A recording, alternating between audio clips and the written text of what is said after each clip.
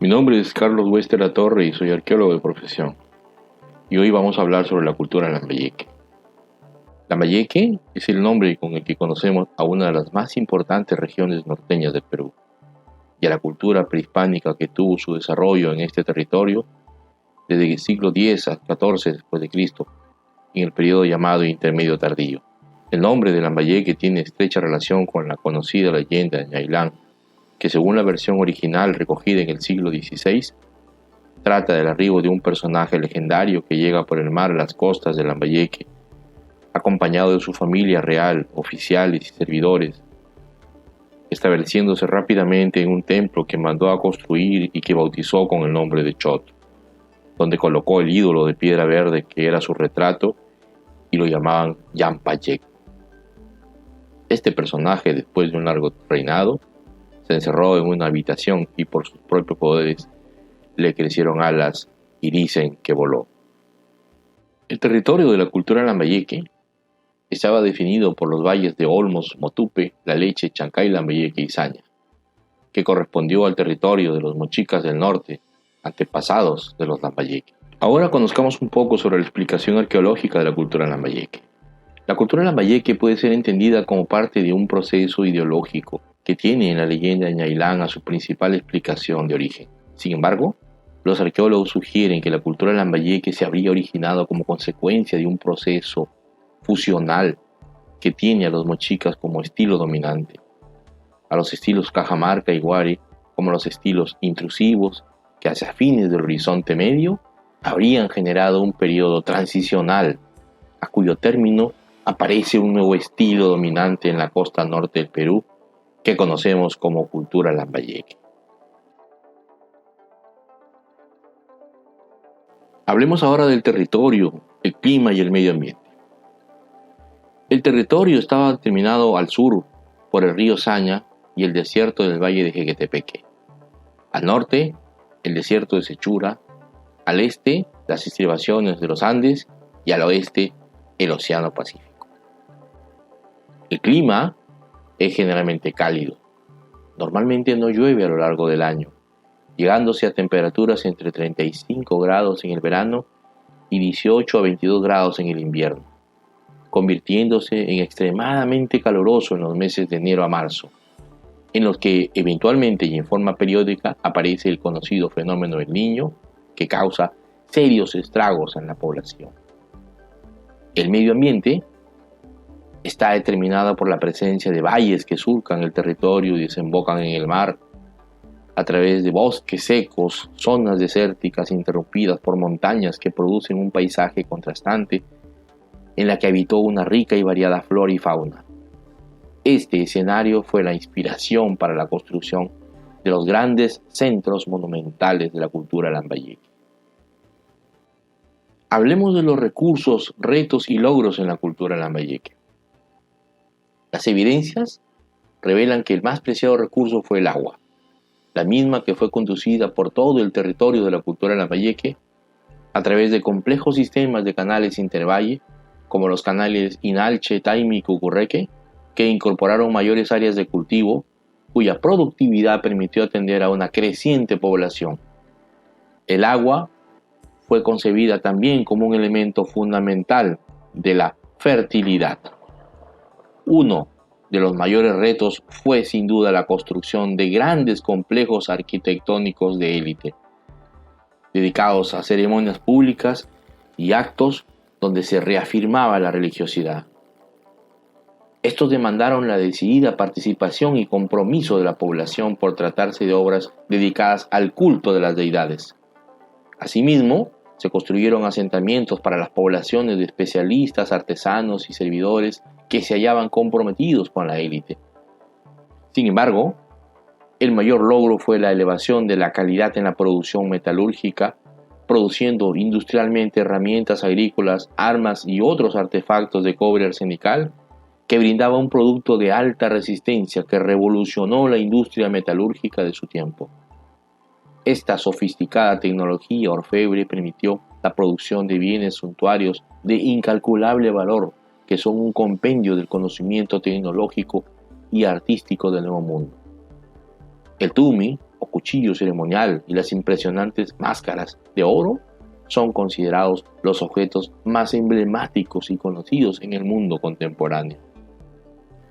La sociedad estaba estructurada por la configuración de una compleja organización política, compuesta por linajes familiares, como señoríos o cacicazgos que controlaban el vasto territorio de la cultura lambayeque, teniendo como elemento común un sólido sistema religioso que se hallaba estructurado a través del culto a un conjunto de dioses mayores como el mar, la luna y la montaña, y dioses menores representados por los ancestros o antepasados, donde figuraba el mítico dios Nailán. Entre los sitios más importantes y representativos de la cultura lambayeque podemos citar las pirámides de Pomac, el complejo Apurlec, el complejo de Tucume, Ucupe, Pátapo, Choduna, Chornacap, Huacalatina, La Pava, Los Perros, Solecape, Huaca de Barro, El Mirador, Huacas de Moxe, Luya, Huaca Brava, Huaca Miguelito, Huaca Teodora, Miraflores, El Taco, entre otras decenas de sitios emplazados estratégicamente en los valles, a lo largo del bosque, la montaña y cerca al litoral marítimo, que fueron erigidos como la expresión monumental del poder y prestigio que habían logrado las élites de la cultura lambayeque que se hallaban al frente de esta sociedad. Estos escenarios, considerados como lugares sagrados de la cultura lambayeque, presentaban fachadas finamente decoradas con relieves y escenas polícromas que frecuentemente hacen alusión al dios Nailán y sus descendientes, así como al mar, la luna y una selecta flora y fauna. Abordemos ahora cuáles fueron los principales aportes e innovaciones de la cultura lambayeque. Son muchas las innovaciones y aportes que se producen en esta cultura, pero mencionaremos algunas de las más notables. En primer lugar, el crecimiento de la red hidráulica a nivel intervalle garantizó una mayor producción agrícola y la ampliación de los campos de cultivo. Asimismo, la construcción de la arquitectura monumental, ceremonial, palaciega, residencial, administrativa, habitacional y productiva asociada al paisaje permitió un mayor control territorial. La producción alfarera se elevó notablemente, incorporando nuevos modelos y formas que son difundidas en su territorio, como el famoso Huaco Rey, que se convirtió en una clásica representación de la alfarería lambayeque. Se produjo el desarrollo de una alta tecnología orfebre de elevada especialización, con cánones definidos y la producción de metales como oro, plata, cobre y aleaciones, en las que aparecen representada la simbología más importante. Los enterramientos fueron altamente complejos, con personajes de élite sepultados a gran profundidad, acompañados con séquitos, bienes, ornamentos y todo el tesoro que en vida lo distinguía. Se habla también del sofisticado arte textil, que tenía un especial énfasis no solo para la confección de vestimentas para el uso cotidiano, sino como soportes para difundir imágenes, símbolos y conceptos religiosos de la época. Los lambayeque incorporan en el discurso oficial escenas o imágenes de seres antropomorfos que configuran una estructura ideológica compleja, con seres míticos inspirados en la historia de Nailán y su descendencia. Desarrollan ceremonias de sacrificios humanos de dramático impacto público como respuesta a la presencia de lluvias o sequías prolongadas que asolaban a los territorios. Estas incluían grupos familiares que eran sacrificados y sepultados en el interior de la arquitectura. Finalmente, en la cultura lambayeque debemos destacar dos aspectos muy importantes. El primero está referido a las complejas sepulturas de los personajes de élite que son enterrados en tumbas con ajuares funerarios fantásticos, como las tumbas este y oeste en Pomac, que se hallan asociadas a grandes construcciones o palacios donde se configuran los mausoleos reales, lugar del entierro de los ancestros y morada de los antepasados.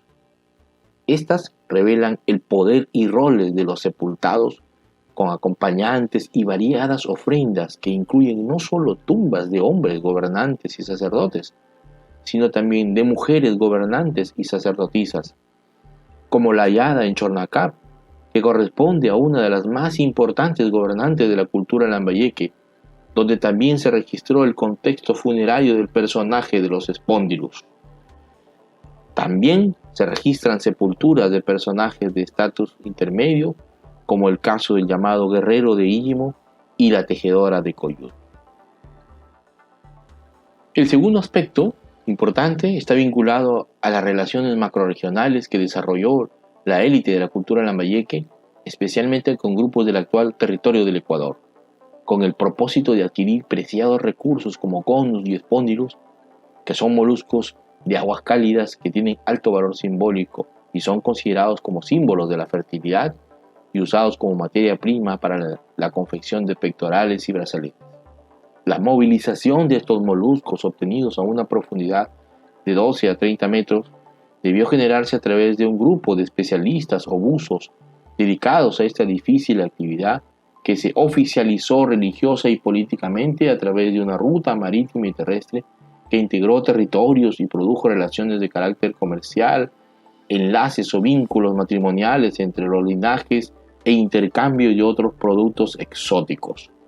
La compleja escena de buzos representada en el arte de la cultura lambayeque revela el enorme poder simbólico que habían adquirido estos moluscos tropicales, cuya historia en las sociedades pasadas muestran su condición de bienes de prestigio y señales de la abundancia de agua. La cultura lambayeque fue inicialmente bautizada por Max Uhle con el topónimo de Eden. Sin embargo, Enrique Bruning en 1922 asociaba esta cultura con la leyenda de Ñailán, mientras que Alfred Kroeber en 1925 la llamaba Nor-Chimú y Wendell Bennett en 1937 la asoció al Chimú medio y tardío. Pero fue Rafael Larco en 1948 quien la denominó categóricamente como cultura lambayeque. Para John Rowe, debería denominarse como Chimú cursivo y modelado. No obstante que Jorge Ceballos Quiñones en 1971 es quien se encarga de separar todo lo que erróneamente había sido chimuizado por otros investigadores y sostiene que la denominación apropiada es cultura lambayeque. Los últimos 40 años han sido muy importantes para la cultura lambayeque, porque aparecen los estudios de Kauman Doe y Christopher Donan y Walter Alba que reafirman la denominación de cultura lambayeque y ponen énfasis en la relación con la tradición oral. Sin embargo, Izumi Chimada y Carlos Celera proponen en 1985 que esta cultura debe llamarse con el topónimo Sicán y que su capital principal es el llamado Santuario Histórico Bosque de Pomac, donde documentan una serie de evidencias de arquitectura monumental y tumbas de los más altos dignatarios de la época. Los estudios arqueológicos en los últimos 20 años, en monumentos como Tucume a cargo de Alfredo Narváez y Bernardo Delgado, y en Chotún y Chornacap a cargo de Carlos Wester, han aportado nuevas y significativas evidencias que han permitido proponer una nueva definición y enfoque de la cultura lambayeque, no solo con respecto a su organización política, territorio, religiosidad, producción material, sino que han aparecido valiosas evidencias de personajes de élite de alto estatus, como es el caso de la llamada gobernante y sacerdotisa de Chornacap, que se trata de una de las más importantes mujeres con poder político y religioso en la cultura lambayeque. Estas investigaciones reafirman también la denominación de cultura lambayeque. Hacia mediados del siglo XIV después de Cristo, las relaciones entre las sociedades lambayeque y Chimú se debilitaron debido a factores del crecimiento poblacional, debido a la necesidad de contar con mayores recursos y al carácter político expansivo de los Chimú, que vieron en los lambayeque y en su territorio un escenario para fortalecer su hegemonía en la costa norte del Perú.